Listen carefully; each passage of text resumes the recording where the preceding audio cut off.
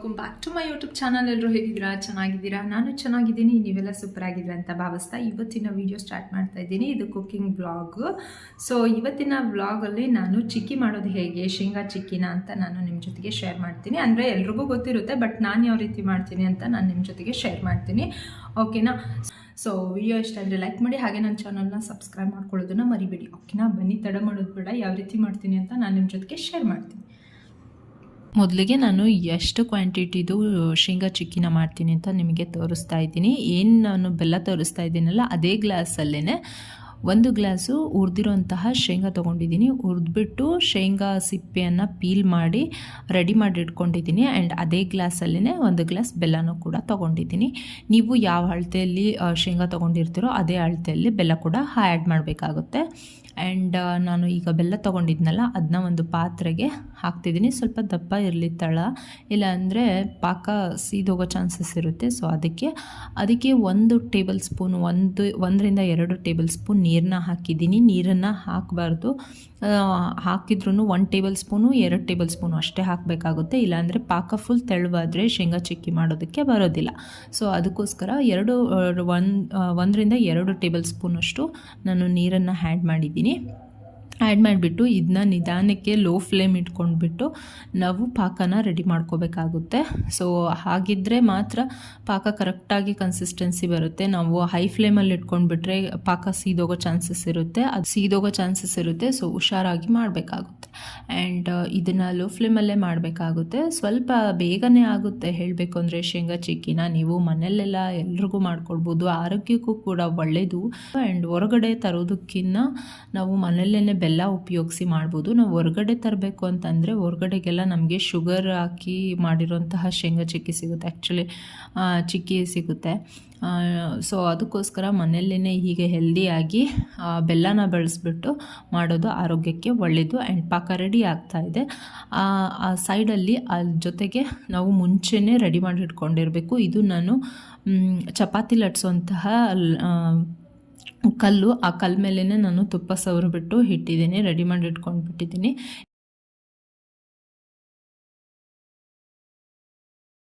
ನಾವು ಮುಂಚೆನೇ ಈ ರೀತಿ ಎಣ್ಣೆ ಸವರಿಬಿಟ್ಟು ನೀವು ಪ್ಲೇಟಿಗಾದರೂ ಆಗಿರಬಹುದು ಅಥವಾ ಕಲ್ ಮೇಲಾದರೂ ಆಗಿರ್ಬೋದು ರೆಡಿ ಮಾಡಿ ಇಟ್ಕೋಬೇಕಾಗುತ್ತೆ. ಯಾಕಂತಂದರೆ ನೀವು ಪಾಕದಲ್ಲಿ ಶೇಂಗಾನ ಹಾಕಿದಾಗ ಬೇಗ ಗಟ್ಟಿಯಾಗೋ ಚಾನ್ಸಸ್ ಇರುತ್ತೆ. ಸೊ ಬಿಫೋರೇ ನೀವು ತುಪ್ಪನ ಸವರಿಬಿಟ್ಟು ನೀವು ಯಾವುದ್ರ ಮೇಲೆ ಸ್ಪ್ರೆಡ್ ಮಾಡಬೇಕು ಅಂತ ಇರ್ತೀರಲ್ಲ ಚಿಕ್ಕಿನ, ಅದನ್ನು ರೆಡಿ ಮಾಡಿ ಇಟ್ಕೋಬೇಕಾಗುತ್ತೆ. ಓಕೆನಾ?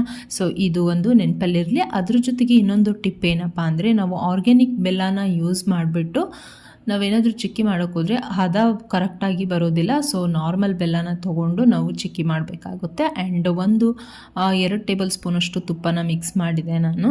ಸೊ ತುಪ್ಪ ಮಿಕ್ಸ್ ಮಾಡೋದ್ರಿಂದ ಶೇಂಗಾ ಚಿಕ್ಕಿ ಶೈನಿಂಗ್ ಬರುತ್ತೆ ಆ್ಯಂಡ್ ಘಮ ಚೆನ್ನಾಗಿರುತ್ತೆ, ರುಚಿ ಕೂಡ ಜಾಸ್ತಿ ಇರುತ್ತೆ. ಸೊ ಅದಕ್ಕೋಸ್ಕರ.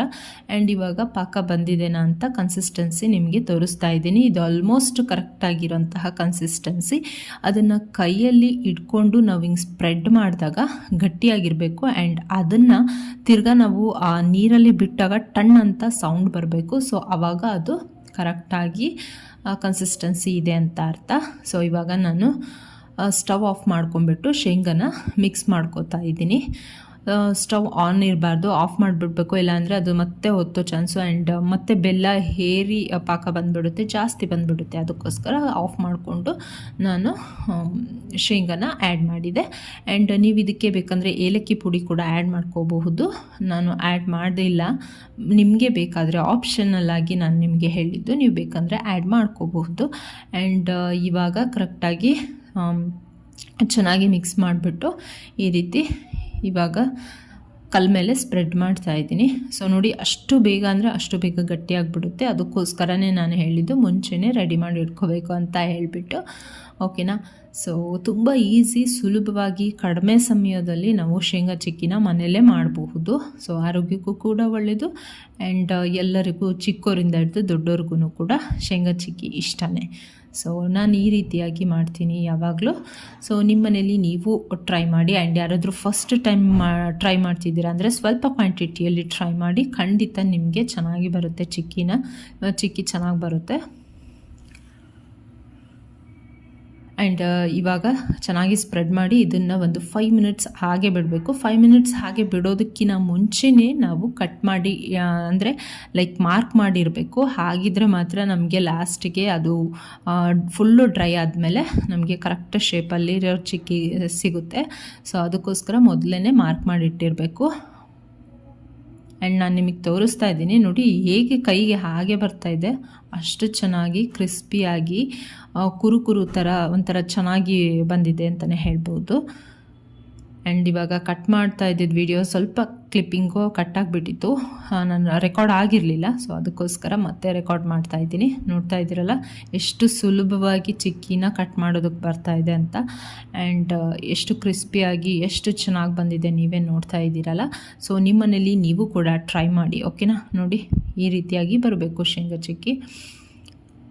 ಕರೆಕ್ಟ್ ಕನ್ಸಿಸ್ಟೆನ್ಸಿಯಲ್ಲಿ ಮಾಡಿದರೆ ನೀವು ಫಸ್ಟ್ ಟೈಮ್ ಮಾಡ್ತಾಯಿದ್ರೂ ಶೇಂಗಾ ಚಿಕ್ಕಿ ಕರೆಕ್ಟಾಗಿ ಚೆನ್ನಾಗಿ ಬರುತ್ತೆ. ಆ್ಯಂಡ್ ಸರ್ವ್ ಮಾಡ್ತಾಯಿದ್ದೀನಿ ಪ್ಲೇಟಿಗೆ. ಇವಾಗ ನಾನು ನೋಡಿ ಆ ಗ್ಲಾಸ್ ನಾನು ನಿಮಗೇನು ತೋರಿಸಿದ್ನಲ್ಲ, ಆ ಗ್ಲಾಸಿಂದ ಇಷ್ಟೊಂದು ಚಿಕ್ಕಿ ಆಗಿದೆ. ಸೊ 1 ವಾರಕ್ಕಾಗೋಷ್ಟು ನೀವು ಮನೆಯಲ್ಲೇ ಮಾಡ್ಕೋಬೋದು. ಮಕ್ಕಳಿಗೆ ಪದೇ ಪದೇ ಆಚೆ ಕಡೆ ಕೊಡಿಸೋದಕ್ಕಿಂತ ಮನೆಯಲ್ಲೇ ಆರೋಗ್ಯವಾಗಿ ಮಾಡಿಕೊಂಡು ಆರೋಗ್ಯನ ಕಾಪಾಡ್ಕೊಳ್ಳಿ ಅಂತ ಹೇಳ್ತಾ ಇವತ್ತಿನ ವಿಡಿಯೋನ ನಾನು ಇಲ್ಲಿಗೆ ಎಂಡ್ ಮಾಡ್ತೀನಿ, ಓಕೆನಾ. ಈ ವಿಡಿಯೋ ನಿಮಗೆ ಯೂಸ್ಫುಲ್ ಹೆಲ್ಪ್ಫುಲ್ ಅನಿಸಿದರೆ ಇದನ್ನು ಶೇರ್ ಮಾಡಿ.